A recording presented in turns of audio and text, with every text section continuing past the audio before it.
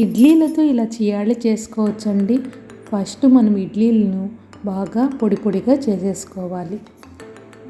ఇంట్లో ఇడ్లీలు ఎప్పుడైనా మిగిలినప్పుడు ఇలా డిఫరెంట్గా మనము ఇడ్లీతో చియాలి చేసుకోవచ్చు. టేస్ట్ అయితే భలే ఉంటుందండి. ఎవరైనా గెస్ట్ వచ్చినప్పుడు మనం చేసి పెడితే ఇది ఇడ్లీతో చేసామా అనేది కూడా అర్థం కాదు, అంత డిఫరెంట్గా అనిపిస్తుంది.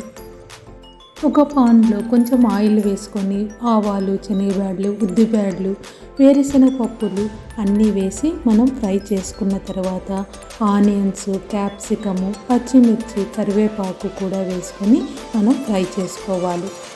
ఫ్రై అవుతూ ఉండగా కొంచెం పసుపు, రుచికి సరిపడా ఉప్పు, మనం పొడి చేసి పెట్టుకున్న ఇడ్లీని అన్నిటినీ వేసి కొంచెం నిమ్మరసం వేసుకొని బాగా వేడి చేసుకుంటూ కలుపుకోవాలి. ఒక స్పూన్ నూగులు కూడా వేసుకుంటున్నాను. ఆహారంలో నూగులు, అవిసెలు మనము పిల్లలకు బాగా అందించాలి కాబట్టి నూగులు వేసుకొని కలుపుకుంటున్నాను. ఇంకా 5 మినిట్స్ వేడి చేస్తే చియాలి రెడీ అయిపోతుందండి. వెంటనే మనం సర్వ్ చేసుకోవచ్చు. టేస్టీ డిఫరెంట్ రెసిపీ చియాలి రెడీ మనకు.